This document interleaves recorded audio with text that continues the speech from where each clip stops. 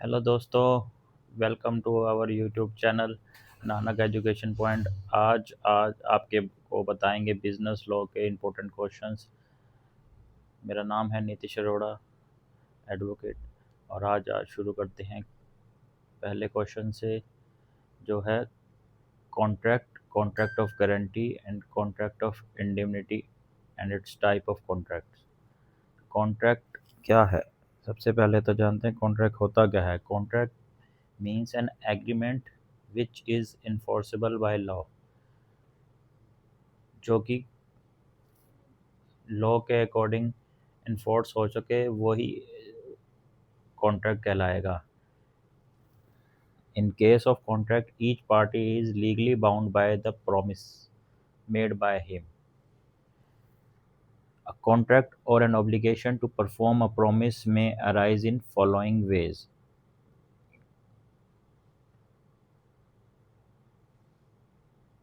by agreement, by standard form, by promissory estoppel. By agreement कैसे हैं? Two type of two parties agrees to something, and second one offer the other acceptance, and third is enforceable by law. Agreement के लिए ये तीन चीज़ें ज़रूरी हैं। एक तो दो पार्टी होनी चाहिए, एक तरफ से ऑफ़र होना चाहिए, दूसरी तरफ से एक्सेप्टेंस होनी चाहिए, और इन दोनों के साथ साथ इन्फोर्सेबल बाय लॉ होना चाहिए। जो एग्रीमेंट कर रहे हो वो लीगल तौर पे इन्फोर्सेबल होना चाहिए। ये नहीं कि भाई कोई इलीगल पर्पस के लिए कोई एग्रीमेंट कर रहे हो तो वो एग्रीमेंट माना नहीं जाएगा।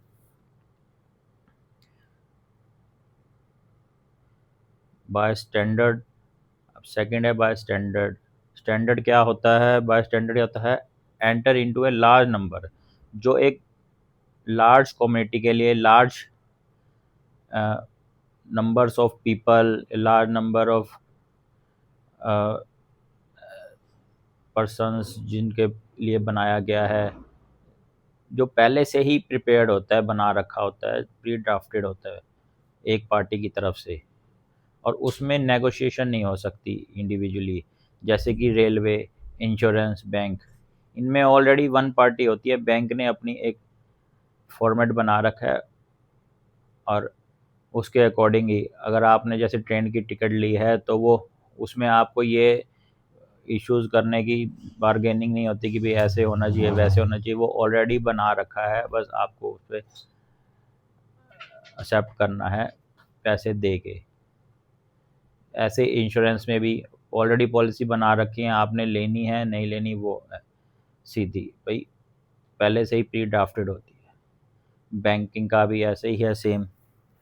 और थर्ड आ जाता है promissory estoppel, something no agreement, sometime no agreement but person make promise become bound. Agreement नहीं होता पर वो वैसे उसको प्रॉमिस कर देता है कि भाई मैं तेरा ये काम कर दूंगा, तो ये एक तरह से प्रोमिसरी एस्टॉपल हो जाता है। एसेंशियल ऑफ कॉन्ट्रैक्ट क्या क्या है? सबसे पहले तो है एग्रीमेंट बिटवीन टू पार्टीज। दो पार्टीज होंगी जिनके बीच में एग्रीमेंट होगा। सेकंड पॉइंट आ जाता है parties are competent to contract, मतलब कि दो पार्टीज जो होंगी वो कम्पिटेंट होनी चाहिए कि भाई वो जिस चीज़ के लिए कर रही हैं एग्रीमेंट, वो उस चीज़ को करने में कैपेबल हैं कि नहीं हैं। तो वो सबसे सेकंड पॉइंट हो जाता है कम्पिटेंट टू कॉन्ट्रैक्ट। थर्ड है lawful consideration and lawful object. Lawful consideration मतलब कि कोई गैर कानूनी तरीके से ना कोई काम हो, ना ही उसके बदले में कोई ऐसा काम बदले में कि कोई कोई इलीगल हो। फोर्थ पॉइंट है free consent of the parties, मतलब फ्री कंसेंट होनी चाहिए। ये नहीं कि भाई कोई टॉक्सिक है, किसी ने शराब पी रखी है और उससे अपनी कंसेंट ले ली, कोई दबाव में कर दिया। इसे माइनर का नहीं, माइनर नहीं होना चाहिए, फ्रॉड वे में नहीं होना चाहिए।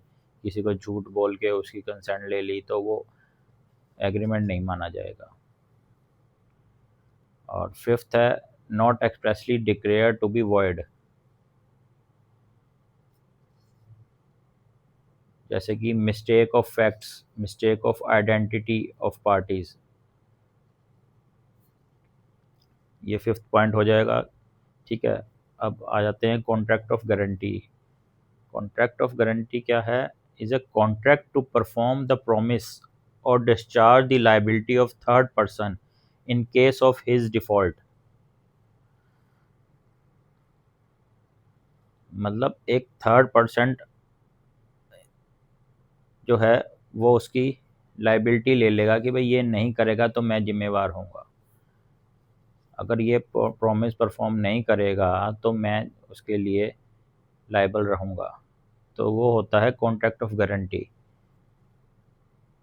The person who gives the guarantee, जो बंदा जो है, पर्सन जो गारंटी देता है वो कहलाता है श्योरिटी।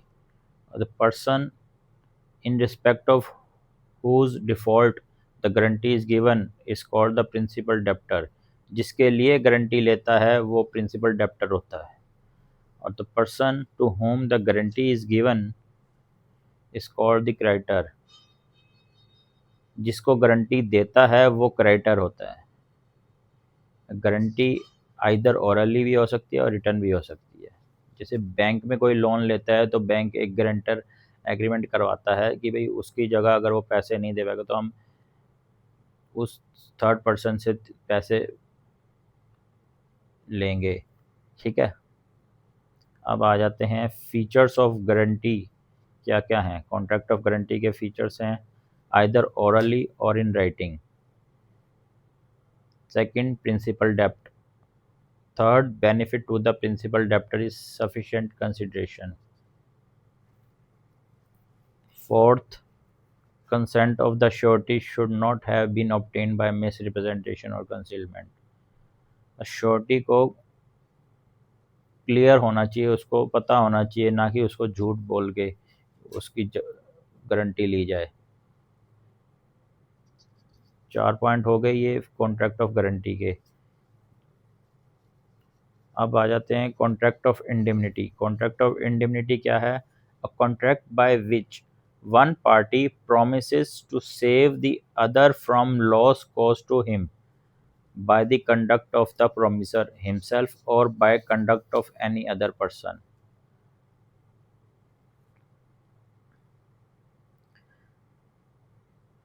एक पार्टी प्रॉमिस करती है to save the other from the loss caused to him by the conduct of the promiser.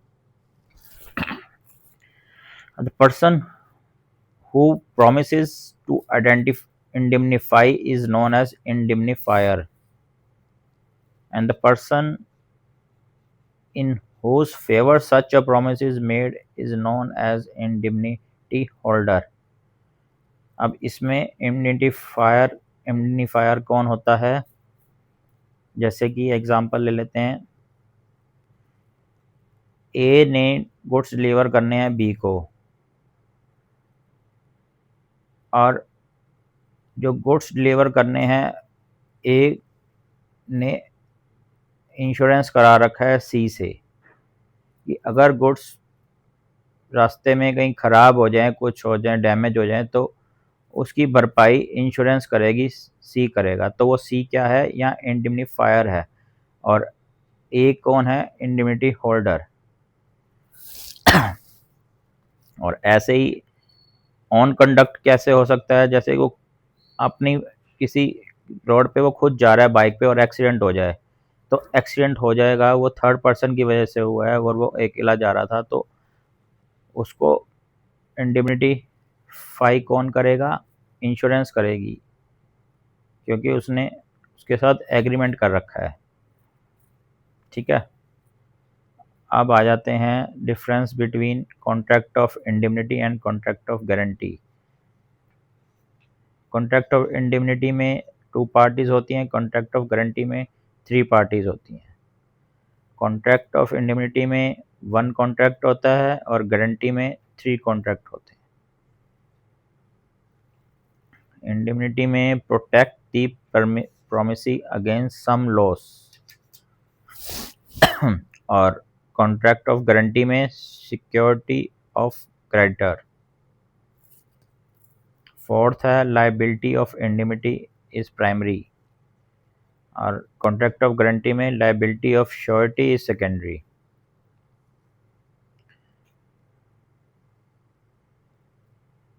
Fifth contract of indemnity में फिफ्थ पॉइंट है indemnifier can not recover the amount from any body.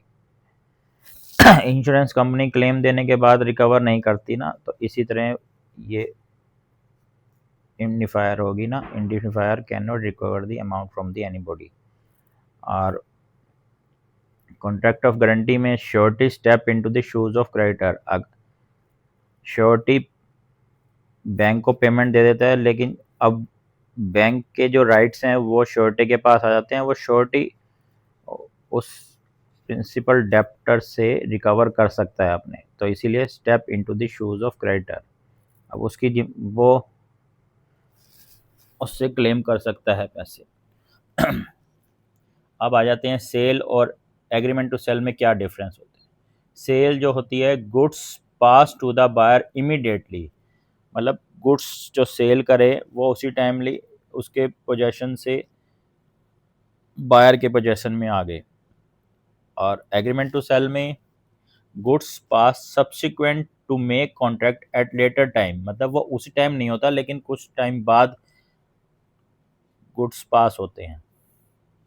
Second point sale का है loss to the goods has to be borne by buyer. इसमें क्या, अगर कोई loss होता है तो वो बायर की जिम्मेवारी है, क्योंकि वो गुड्स ऑलरेडी उसके पास उसकी पोजेशन में आ चुके हैं। पर एग्रीमेंट में ऐसा नहीं है। एग्रीमेंट टू सेल में अभी भी सेलर के पास ही हैं, सेलर ही लॉस बियर करेगा, क्योंकि अभी तक गुड्स डिलीवर नहीं हुए हैं या प्रॉपर्टी डिलीवर नहीं हुई है। Third point, goods pass to the buyer if he wrongly neglects और रिफ्यूजेस टू पे, seller may sue for the price. इसमें क्या है, अगर डिलीवर कर दी है कोई प्रॉपर्टी या गुड्स, तो उसमें अगर पेमेंट ड्यू है वो नहीं दे रहा, तो वो उसमें क्या है, सेलर का राइट हो जाता है उस पर सू करने के लिए, मुकदमा करने के लिए कि उससे अपने पैसे वसूल किए जाएं। पर एग्रीमेंट टू सेल में ऐसा नहीं है, उसमें अभी भी ऑनर ही है seller. Seller being still the owner of the goods can dispose them if buyer refuses to accept and pay for the goods. Seller may sue for damages for non acceptance, अगर वो नहीं लेता तो उसके लिए damages claim कर सकता है।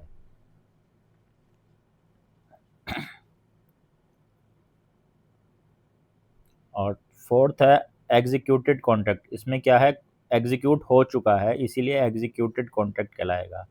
और एग्रीमेंट टू सेल में है एग्जीक्यूटरी कॉन्ट्रैक्ट, जो अभी होने वाला है इन फ्यूचर।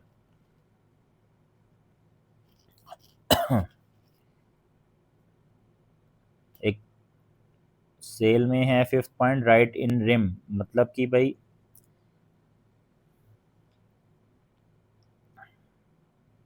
इन दो पर्सन के बीच में है। इन रिम, रिम मतलब कि भाई दो बंदों के बीच में ही रहेगा ये राइट्स, सेलर और बायर के बीच में। एग्रीमेंट टू सेल में कोई थर्ड पर्सन भी हो सकता है, बाहर का भी हो सकता है, इसीलिए राइट इन पर्सोनम, क्योंकि अभी गुड्स डिलीवर नहीं हुए हैं, वो किसी और को बेच देता है तो वो थर्ड पार्टी को भी केस कर सकता है, इसीलिए राइट इन पर्सोनम है। अब आगे आ जाते हैं difference between coercion and undue influence. Section 14 कहता है consent is said to be free when it is not caused by coercion, दबाव में ना हो, अनड्यू इन्फ्लुएंस में नो, बहकावे में, झूठ में, फ्रॉड, मिस रिप्रेजेंटेशन। और फिफ्थ है मिस्टेक। कोरिजन होती क्या है, corrosion is the committing or threatening to commit any act forbidden by the IPC, now BNS हो गया, भारतीय न्याय संहिता, यानी कि लॉ के अकॉर्डिंग होना चाहिए, उसमें मनाही ना हो। और अनलॉफुल डिटेनिंग और threatening to detain any property to the prejudice of any person whatever with the intention of causing any person to enter into an agreement, किसी को जानबूझ के दबाव डाल के, डरा के, धमका के उसकी प्रॉपर्टी के नुकसान पहुंचाने के लिए या उस पर दबाव बना के कोई कंसेंट ली जाए, वो मान्य नहीं होगी। कंसेंट फ्री विल से होनी चाहिए, सेट टू बी फ्री।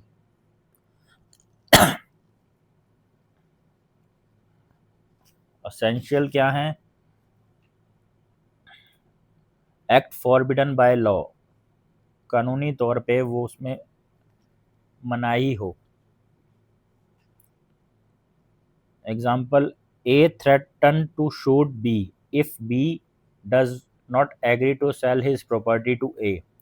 मतलब ए धमका रहा है बी को to state to his property to A at a stated price. B consent in this case has been obtained by coercion. ए धमका रहा है बी को मारने के लिए कि भाई तुझे मार दूंगा, और नहीं तो अगर तू प्रॉपर्टी इस प्राइस पे मुझे नहीं देता तो वो क्या है? दबाव में ली गई कंसेंट होगी।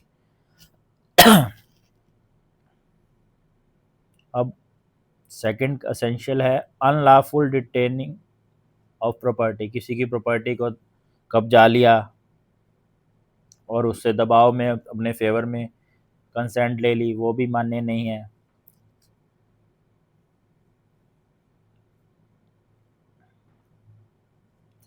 अब आ जाते हैं undue influence. A contract is said to be induced by undue influence when the relations subsisting between the parties are such that one of the parties is in a position to dominate the will of other, position to dominate the will of other and uses that position to obtain an unfair advantage over the other। अब ये unfair advantage कैसे हो सकती है? भाई कोई ऐसी authority हो, भाई कोई अफसर है अपने एम्प्लॉय के ऊपर दबाव डाल रहा है, भाई तू मुझे इस इतने में दे दे प्रॉपर्टी, और मैं तो वो उसमें अफसर एक अथॉरिटी हो जाती है, और जो उसका एम्प्लॉय होता है वो दबाव में होता है कि भाई मेरे ऊपर इस चीज़ का दबाव बन रहा है कि भाई मैं अगर इसकी फेवर ना करूं तो मुझे नौकरी से निकाल दिया जाएगा। तो ये अनड्यू इन्फ्लुएंस हो जाता है। और आ जाते हैं फिड्यूशरी रिलेशन कैसे होती है। जैसे कोई सॉलिटर और क्लाइंट की कोई आपस में विश्वास बन गया है, तो वो फिड्यूशरी रिलेशन होती है, वो उसको मना नहीं कर सकता, वो उसे दबाव में कि हाँ भाई शर्म से कर देगा कि भाई मेरे फेवर में कर दे, मेरे मुझे इतने में दे दे। जैसे स्पिरिचुअल एडवाइज़र हो जाते हैं और डिवोटी हो जाते हैं। मेडिकल अटेंडेंट और पेशेंट, डॉक्टर और पेशेंट है। अब पेशेंट उस इलाज करवाने भी आता है, और मेडिकल ऑफिसर वो उस पर दबाव, उसको अनड्यू फिड्यूशरी रिलेशन होगी तो वो उस पर एक तरह से प्रभाव डाल रहा है कि भाई वो मुझे मेरे साथ एग्रीमेंट कर ले, और पेशेंट करना नहीं चाह रहा, पर पेशेंट को पता है कि अगर मैं इसके साथ नहीं करूँगा तो ये मेरे को अच्छे से इलाज नहीं करेगा। तो ये हो जाती है फिड्यूशरी रिलेशन। ऐसे ही पेरेंट्स और चिल्ड्रन, बच्चे के भी, बच्चे और माँ बाप के ऊपर ये भी फिड्यूशरी रिलेशन हो जाती है। थर्ड है पर्सन इन मेंटल और bodily distress. Person in mental और बॉडीली डिस्ट्रेस कैसे? Like mental capacity is temporarily और permanently affected by reason of age, illness और मेंटल और बॉडीली डिस्ट्रेस। कोई बुजुर्ग है, कोई बीमार है, उसके ऊपर दबाव डाल दिया, उसको पता है मेरे कोई करने वाला है नहीं, और इसकी बात नहीं मानूंगा तो ये मेरे साथ गलत कर सकता है, बुरा कर सकता है, मेरा देखभाल नहीं करेगा। तो ये होता है, ये मुझे कोई कोई शराब पीने का आदी है, उसको पता है यार मैं इसको मना कर दूंगा तो ये मुझे शराब नहीं पिलाएगा। तो इस तरह से ये मेंटली और बॉडी डिस्ट्रेस पर्सन के ऊपर दबाव डालते हैं, ये भी मान्य नहीं है। अब है difference between resolution of partnership and firm.